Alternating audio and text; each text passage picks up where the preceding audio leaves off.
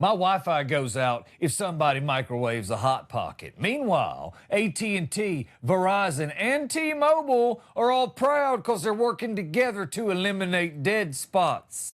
Okay, y'all are working together. That doesn't sound suspect. I'll trust it. Meanwhile, there was a time I was at a live broadcast with a meteorologist. He was talking. A bug the size of your fist flew right into this man's mouth. I recommended that OSHA spend some time investigating the golf course. Thanks for checking out the podcast today. Thank you for liking, subscribing. Thank you for sharing. Thank you for all of your comments. Thank you for liking on Spotify. Those numbers, like I said, they're always like, hey, why don't you have more members? I don't know. Meanwhile, we're almost at 1,000 downloads, so people like the product. However, they're just not subscribing. Hey, I read self-help articles so you don't have to. And today I'm going to talk about how you stop doom scrolling. Okay, it's either incredible technology or it's the beginning of a movie where people are watching me Google why my elbow hurts when I sleep weird. They want to use satellites, so everywhere you go, your phone works all the time. Everywhere. Middle of Wyoming, signal. Asheville, North Carolina, signal. That remains to be seen. Bathroom inside of Chili's, still no signal. That place is protected by ancient curses. Are you kidding me? If you're one of those people who's thinking, oh, I'm just going to skip the internet, I don't really need that, stop. It's not an option anymore. It's not a luxury. It's called infrastructure. You gotta have it. And you know a dead giveaway is when your internet goes out and suddenly, about 4 minutes later, the whole place looks Amish. Everybody's standing by the window. They're whispering, hey, you getting any signal by that one? Yeah, that. You know you got to have the internet. It's not a choice.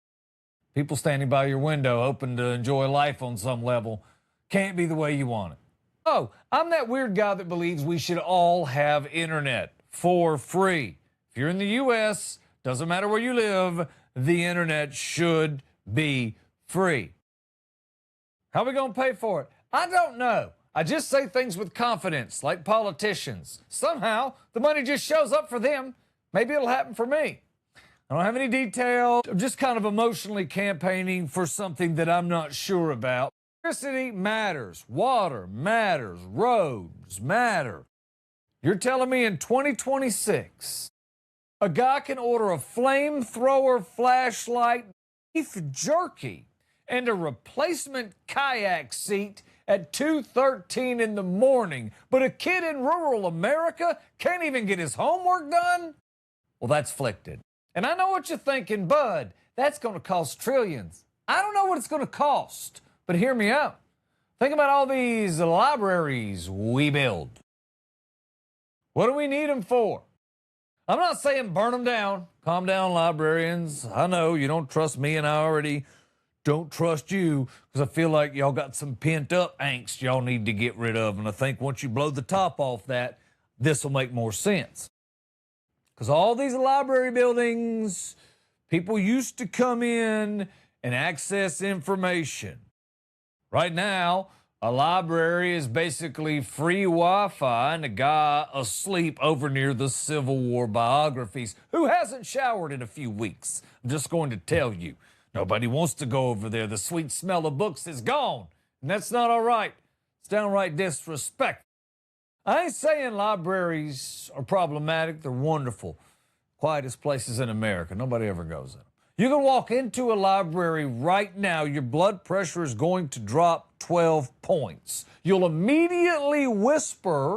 Your shoes will even hit the ground softer. That's the way it goes. But free internet access changes everything. School, business, medical care, weather alerts, GPS, jobs. Half the country works remotely now. Without the internet, you're basically disconnected from modern civilization. You're one step away from churning butter like it's 1899. Now, I love the timing of the story because all of a sudden, we're supposed to believe that AT&T, Verizon, and T-Mobile are suddenly great with working together after the fights they get into live in front of us. They kind of remind me of raccoons in a Waffle House parking lot. They are not into cooperation, but now we have unity. It's been my finding in life that nothing unifies big corporations like, shh, oh, there's more money to be made? Let's all work together. You can bet I'm right. We grew up thinking about satellites for what? Weather, NASA, spy movies. That's it. Now they're up there helping somebody watch TikTok while they're hiding from work in the Home Depot parking lot. Human progress is unbelievable. I'll go ahead and give you that. But dead zones, those are weirdly emotional, right? Everybody has that one place in their life. I'm going to tell you what, Phoenix is covered in them. Surprisingly, it's sort of flat. There's an occasional mountain here or there. But you'll drop a call in a heartbeat. There's dead spots where you're not getting any calls either. It really is weird. You'll get a bunch of texts just show up and you're like, oh, that's odd. But you know the dead spot. You already know it's coming. You're trying to hurry up. You're like, anyway, I love you and tell mom I said. Call failed. Boop. That boop, again, feels like a personal attack. But the best part of all this is supposed to fill in the gaps. Like, we're not going to have any of that anymore. Not just towers, but now towers and satellites, which really sounds amazing. Until you realize, as will your boss pretty quickly, that you are accessible 24/7. That's dangerous. See, dead zones used to mean freedom. That was your do not disturb button. Sometimes I don't want service. Sometimes I want plausible deniability.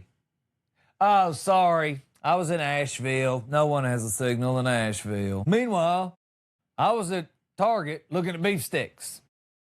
Whatever. Overall, it's probably a win. Yes, accountability becomes easier. That's not a win for anyone, because now if they have those trackers on your phone like it's a company phone, well, all of a sudden, well, aren't they just all up in your biz? But I guess if we're going to be in the future should work everywhere.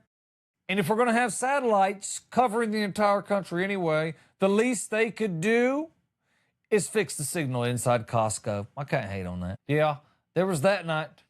The night I had the panic attack live on television, which was difficult because what you don't know is that cameras can smell fear. They're like dogs. That's fact, I'm not making that up. Live on CBS, a medical emergency aired out in front of everyone. I think I'm a week behind on this or something. I held it because I had some other things that I thought were more important I put in front of it. But either way, if you've never worked in television, you might not totally understand exactly how it works. Live television is like adult dodgeball with lighting equipment. Like, people in the TV news industry, we look all polished, we're professional, we're controlled. Well, we're really just exhausted people trying to survive broken old equipment, questionable lighting, oftentimes from the 70s, sets that haven't been rebuilt since the 90s because no one spent a dime on television since then. And apparently you realize that even CBS Evening News is not immune to the things that were happening even in local broadcast, because one of the crew members collapsed live on the air. All of a sudden, you hear this thud in the background, and Tony DeCoppel just stops, and he goes, hey, is he okay? Live on the television. You don't have a script for that. You don't have a script for Carl behind camera 2 just dropped like our ratings. You don't have that script. And he talks on and he talks about thankful the guy's okay and all that.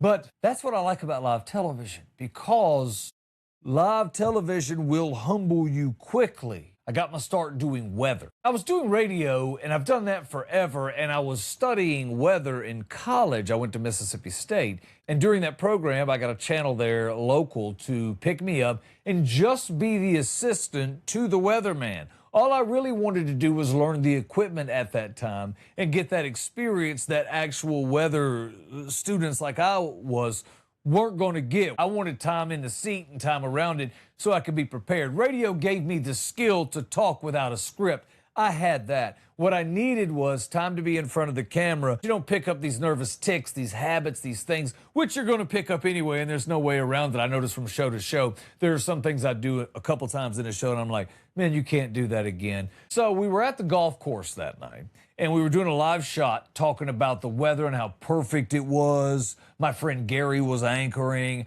And again, I was at the studio. I wrote all of his material. So I knew the weather forecast like the back of my hand because I wrote it every night for the dude. He was kind enough to let me do that because he was a really good guy. He was professional. He was a broadcaster. He was a vet.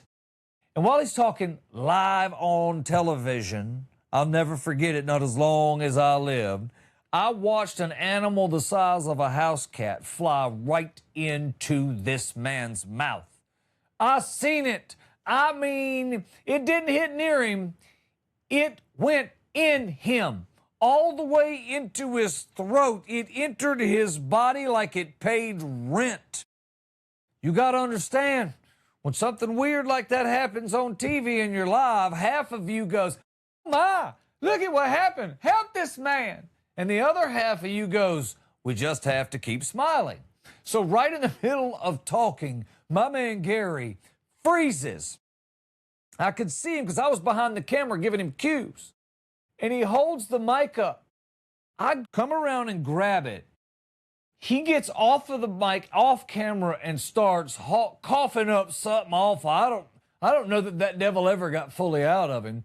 But I pick up in mid-sentence talking about the weather because, again, I wrote that forecast. There was no explanation. I didn't talk about what happened over here. I didn't scream, hey, are you okay? No. I said, we still have a low-pressure system coming in, and we're going to watch over the next couple of days as our winds pick up, the humidity increases.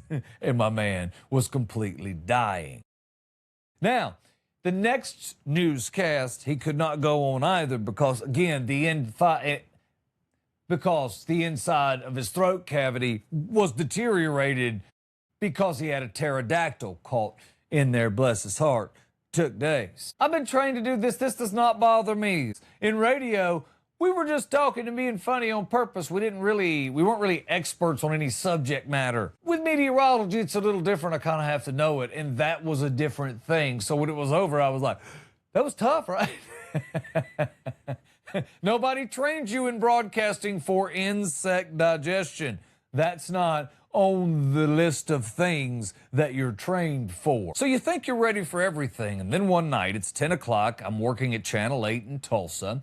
The music's in the headset, and it's about to say something like, and now, from the Storm Center, it's meteorologist Bud Ford. And right about the time I hear that, I cannot breathe. Like it's over. I'm like I'm stuck. I don't know what's going on because I've never had this before, but I'm live on television. I cannot breathe. Full on, heart racing, chest tight, brain going, well, this is the end. This is how we go. Cameras don't care. They smell fear. It's like they zoom in. There's no button for anchor emotionally collapsing. We don't have that. My camera guy used to look at me every night. This is not a lie. Every single night, he would look at me about 30 seconds before we go on, and he would say, just remember, no matter what happens tonight, I'll be fine. 10, 9, he was like a machine. It's hilarious. And he had incredible skills. He worked at the Waffle House before this. There's no question that's what made him a really good cameraman. Graphics still rolling, music still playing, me unable to breathe, hearing 30 seconds, nothing's gonna change any of that. I'm inhaling oxygen like an asthmatic goldfish. Somehow, I just kept on going. And that's television. That's the magic of all of it. That's when people begin to really trust you as a weatherman because you're human. Sometimes we get in our mind that broadcasting and or broadcasters are glamorous. And no, they're just professionals trapped with a camera in front of them because usually a couple of things, they like telling stories. Truth is, television, the rush for all of us that have ever done it is the chaos. That's why we like it. Anything can happen, including bugs, panic attacks, people fainting, weather disasters, wrong graphics, hot microphones, really foul words, everything. You never want to be around an animal on television. Nothing good's going to happen. I know. I've been around a ton of them. It's never gone my way. That's not true. Sometimes goes my way if they're dogs. Anything else, forget it. It's going to go wrong. And every person that's ever been in television or did a weekly segment for a client or whatever can tell you they've got a story that goes, oh, and then there was this time that this happened. You can make books out of that. It's not the perfection, it's the humanity, because perfect is boring, right? Watching someone fail and recover in real time, that's compelling. That's morning television. You don't get 2 hours at the beginning of the day to read the scripts. You just wing it. Sometimes there's massive typos. Those poor newscats, even though they have a script in front of them, that's worse in my opinion. They're not telling me a story. They're reading what's put in front of them, and sometimes they never got a chance to pre-read it. So bless their hearts, they stumble in places and there's bad commas and bad grammar and there's all kinds of things that are just flat wrong in those. And sometimes they're just incorrect. The facts are wrong and they catch it while they're talking. That's all tough. With the weather guy, I could just talk. I didn't have any scripts. I just had to paint the picture of what the next day's weather was going to be. And the thing about broadcasting is no matter how far off the rails it goes, you just are trained to finish the segment, get to the break. Now, you got to tease at the end of the break. It doesn't matter what's happening. EMS can be coming in to pick you up because you're having a heart attack right in the middle of the show, and the earpiece is going to light up with someone going, hey, man, is there any possibility you can tease sports before they wheel you out of here? You're live in 3, 2, 1. I mean, that's how this works. I'm not joking about all that. TV people are wired different. Survive everything, especially the vets. Satellite failures, tape machines exploding, radio people too, weather coverage, breaking news, live remotes where people are looking the wrong way, tiny salaries, all of that. And the one time that the bug flew in the weatherman's mouth, all of those things. And that's the beauty of broadcasting. That's basically all I'm doing. Sitting right here is the same thing I love doing. It's a cool place where humanity still slips through. You can't stop it. What I'm doing, you can edit, you can all that. But on live television, we're not doing second takes. That's a rush you can't get from liquor. You can't get it from weed. That's a natural sort of feeling, like you could just jump off the moon and fly. It's kind of a cool feeling. And in the end, the cameraman is always fine, just fine. The cure for doom scrolling is apparently gardening, journaling, walking barefoot in the grass. So basically things that unemployed people do. I read self-improvement articles so you don't have to. You're welcome. The article said instead of scrolling your phone, what you could do is sit quietly with your thoughts, which is horrible advice because that's why I doom scroll, to get away from my thoughts. Are you stupid? Like I said, I read self-improvement articles so you don't have to. Doom scrolling is basically picking up your phone, going to check the weather, and 47 minutes later you somehow believe that civilization is ending, your husband's a narcissist, and magnesium can cure regret. According to this article, we are all spending way too much time mindlessly scrolling on our phones. Caught myself the other day watching a video titled 7 Subtle Signs That Your Dog Secretly Resents You. I was heartbroken. I don't even have a dog, but my heart ain't gonna be right.